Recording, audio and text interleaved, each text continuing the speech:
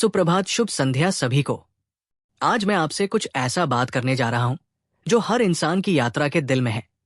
कुछ ऐसा जो हमारी सफलता, हमारे खुशियों और अंततः हमारे मानसिक शांति को निर्धारित करता है। मैं बात करना चाहता हूं उस सबसे बड़ी लड़ाई के बारे में जिसे हम अक्सर पहचान नहीं पाते। और वो लड़ाई दुनिया से नहीं है, दूसरों से नहीं है, बल्कि ये हमारे भीतर है। जैसा कि एक प्रसिद्ध उद्धरण है, तुम्हारी सबसे बड़ी लड़ाई तुम्हारे भीतर है। पहले अपने आप को पहचानो। हम सभी अपनी अपनी तरह से योद्धा हैं, लेकिन सवाल यह है, क्या हम सही दुश्मन से लड़ रहे हैं? अंदर का दुश्मन। हमारा सबसे बड़ा दुश्मन वो नहीं है जो हमारे खिलाफ बोलता है, नहीं, वो परिस्थितियां हैं जो हमें नीचे खींचती है। वो हमारे असफलताएं या हमारे सामने आने वाली विफलताएं नहीं है। सबसे बड़ा दुश्मन वह है जो हम हर सुबह आईने में देखते हैं। वो आवाज है जो हमारे भीतर होती है और हमें बताती है कि हम सक्षम नहीं हैं, कि हम इसे नहीं कर सकते, कि हम कमजोर हैं या टूटे हुए हैं। हम अक्सर अपनी पूरी जिंदगी ऐसी लड़ाइयां लड़ते हैं जो असल में मायने नहीं रखती, जबकि असली लड़ाई हमारे भीतर चुपचाप चल रही होती है। हम आत्मसंशय, डर, असुरक्षा और अपेक्षाओं से लड़ते हैं, हमारी अपनी और दूसरों की। लेकिन यहां एक सच्चाई है, जब तक हम खुद को नहीं जीतते तब तक हम कभी भी किसी और को नहीं जीत सकते। स्वप्रज्ञा, पहला कदम। इस लड़ाई का पहला कदम यह है कि हम अपने आप को पहचानें। केवल बाहरी पहचान नहीं, जो हम करते हैं, जो हम हैं, जो हम दिखते हैं, बल्कि उस पहचान को पहचानें जो हमारे भीतर है। हमारे डर, हमारे सपने, हमारी इच्छाएं, हमारा दर्द, हमारी खुशी। हम एक ऐसे दुनिया में रहते हैं जो अक्सर हमें हमारे कामों या हमारे पास जो कुछ भी है उससे परिभाषित करती है, लेकिन असली पहचान भीतर से आती है। खुद से पूछिए, मैं सच में कौन हूं? मैं जीवन से क्या चाहता हूं? मुझे किससे डर लगता है? क्या मुझे रोक रहा है? स्वप्रज्ञा हमारे शस्त्रागार में पहला हथियार है। जब हम अपनी ताकत और कमजोरी को समझते हैं, जब हम अपनी खामियों और संभावनाओं को स्वीकार करते हैं, तो हमें अपनी आंतरिक लड़ाई जीतने की शक्ति मिलती है। डर को पार करना, विश्वास की शक्ति। डर शायद वो सबसे शक्तिशाली हथियार है जो हमारा अंदर का दुश्मन हम पर इस्तेमाल करता है। असफलता का डर, नकारे जाने का डर, अस्वीकृति का डर। ये डर हमें बंदी बना लेते हैं, हमें हमारे असली सामर्थ्य तक पहुंचने से रोकते हैं और हमें आगे बढ़ने से रोकते हैं। लेकिन डर हमारा दुश्मन नहीं है, ये हमारा शिक्षक है। ये हमें ये दिखाता है कि हमें कहां बढ़ने की जरूरत है। जब हम अपने डर का सामना करते हैं तो हम उन्हें निष्क्रिय कर देते हैं। साहस डर का अभाव नहीं है, ये डर का सामना करने की इच्छा है। सोचिए उन क्षणों के बारे में जब आप सबसे ज्यादा डरते थे। नई नौकरी शुरू करने का, सामने लोगों के बीच बोलने का, कोई कठिन निर्णय लेने का। डर वास्तविक था, लेकिन उसके बाद जो विकास हुआ वो भी वास्तविक था। स्वयं से प्यार, आत्ममूल्य की शक्ति। इस लड़ाई का एक और पहलू है वो तरीका जिस तरह से हम खुद को मानते हैं। हम में से कई लोग अपने सबसे बड़े आलोचक होते हैं। हम हर गलती, हर असफलता, हर खामी पर खुद को ताने देते हैं। हम ये भूल जाते हैं कि हम इंसान हैं, और इंसान होना मतलब है गलती करना, सीखना और बढ़ना। स्वयं से प्यार करना ये नहीं है कि आप अहंकार दिखाएं या आलसी हो जाएं। ये खुद को स्वीकार करने के बारे में है, अपनी सभी खामियों के साथ। ये इस बारे में है कि आप सफलता, प्यार और खुशी के योग्य हैं, न कि इसलिए क्योंकि आप परफेक्ट हैं, बल्कि इसलिए क्योंकि आप वही हैं जो आप हैं। जब हम खुद से प्यार करना शुरू करते हैं तो हम लड़ाई जीतने लगते हैं, क्योंकि आत्मसम्मान हमें जोखिम लेने, फिर से कोशिश करने और कठिन समय में भी आगे बढ़ने की शक्ति देता है। लचीलापन, असफलता से उबरना। हर लड़ाई में हार होती है। वे पल होते हैं जब हम गिरते हैं, जब हम असफल होते हैं, जब चीजें योजना के अनुसार नहीं जाती। लेकिन असफलता कहानी का अंत नहीं है, ये बस एक पाठ है, एक अवसर है फिर से उठने का और पहले से ज्यादा ताकतवर होने का। लचीलापन इस लड़ाई में सबसे महत्वपूर्ण तत्व है। ये वो क्षमता है जो हमें गिरने के बाद उठने की ताकत देती है। ये वो शक्ति है जो हमें तब भी आगे बढ़ने की प्रेरणा देती है जब हमारे अंदर से सब कुछ कहता है कि हम रुक जाएं।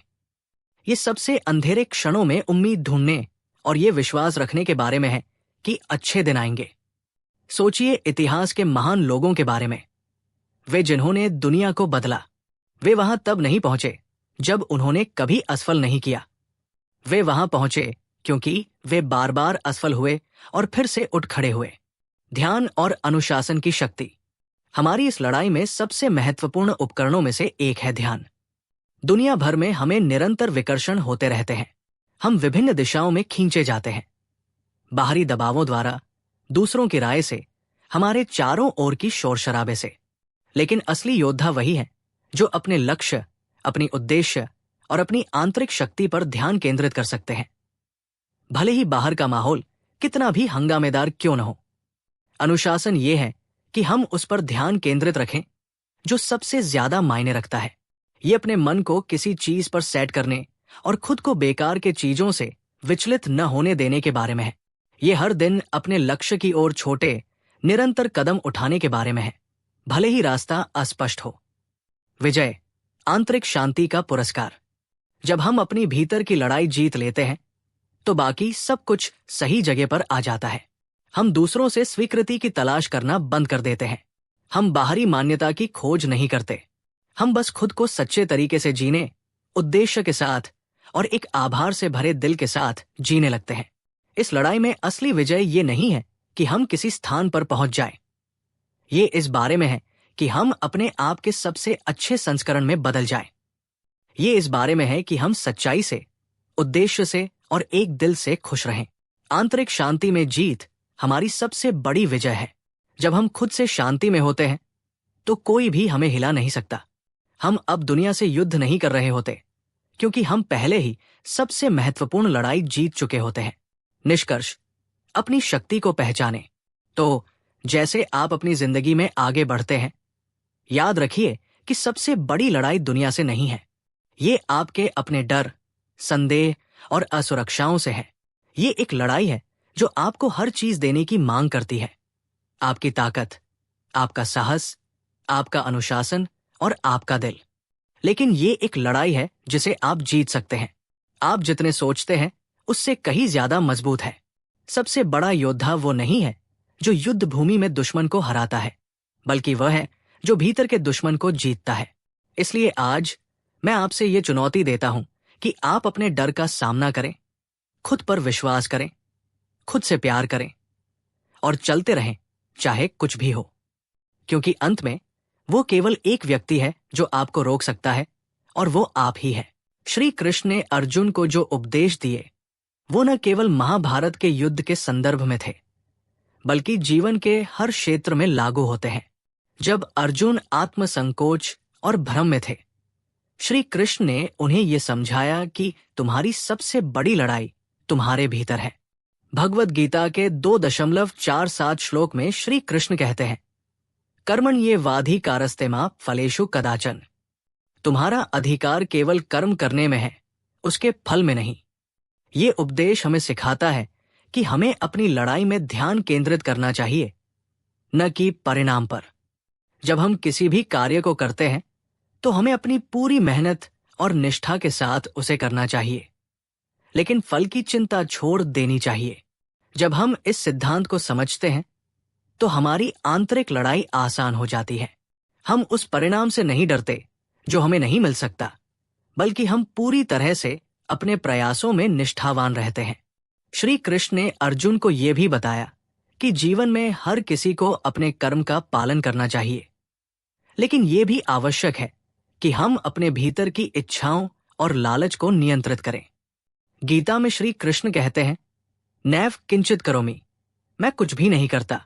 ये उपदेश हमें ये सिखाता है कि हमारे शरीर से बाहर जो भी कार्य होते हैं वो ईश्वर की इच्छा से होते हैं। हमें केवल अपने कर्तव्यों को निष्ठा से निभाना है, लेकिन कभी भी अहंकार या आत्ममुग्धता से नहीं। श्री कृष्ण के अनुसार आत्मनिर्भरता और आत्मविश्वास की ओर बढ़ने के लिए हमें खुद को पहचानने की जरूरत है।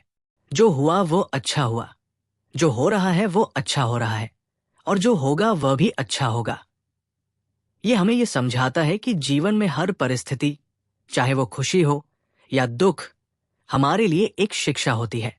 हमें किसी भी परिस्थिति में खुद को मजबूत रखना चाहिए और विश्वास रखना चाहिए कि जीवन की हर स्थिति हमें कुछ सिखाने के लिए आती है।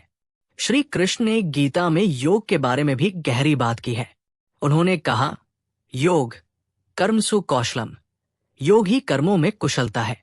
योग केवल शारीरिक अभ्यास नहीं है, बल्कि ये मानसिक और आत्मिक साधना का एक मार्ग है। जब हम ध्यान और योग के माध्यम से अपनी मानसिक स्थिति को संतुलित करते हैं, तो हम अपनी आंतरिक लड़ाई को जीत सकते हैं। हमें अपने मन और आत्मा को शांत और स्थिर रखने के लिए योग और ध्यान का अभ्यास करना चाहिए। यही वो मार्ग है जिससे हम अपने भीतर की शक्ति को पहचान सकते हैं और अपने डर, संदेह और असुरक्षा को पार कर सकते हैं।